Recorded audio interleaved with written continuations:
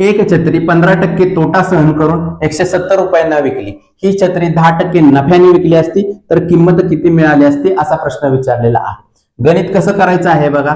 एक जी छत्री आहे ती काय केलेली आहे, 15% तोट्याने विकलेली आहे.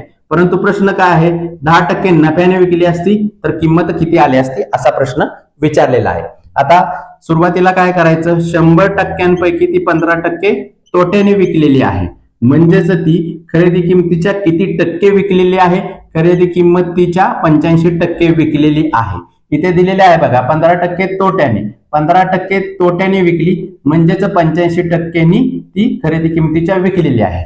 आता 85% बरोबर किती किंमत आहे, 170. 85%ला 170 तर 100ला किती. आता याचा तिरकस गुणाकार करायचा आहे.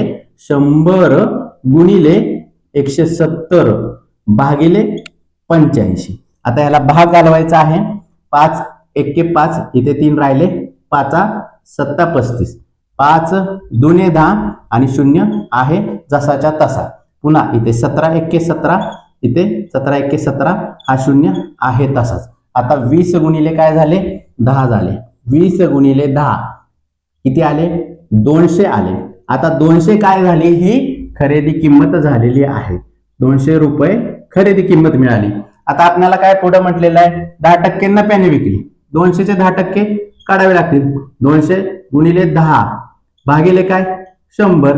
आता या 0 2 शून्यला हा 2 शून्य घालवले आणि 10 गुणिले 2, 2 गुणिले 10 किंवा 10 गुणिले 2 किती झाले, 20 आले. 20 200चे 10% किती आले, 20. आता या 200 खरेदी किमतीमध्ये काय करावे लागतील, 200 ही खरेदी किंमत आहे त्याच्यामध्ये 10% मिळवले किती झाले, 220 रुपये. म्हणजे ती वस्तू जर 10% नफ्याने विकली असती तर किती रुपयांना गेली असती, ती 220 रुपयांना गेली असती. अशा पद्धतीने गणित सोडवायचं आहे.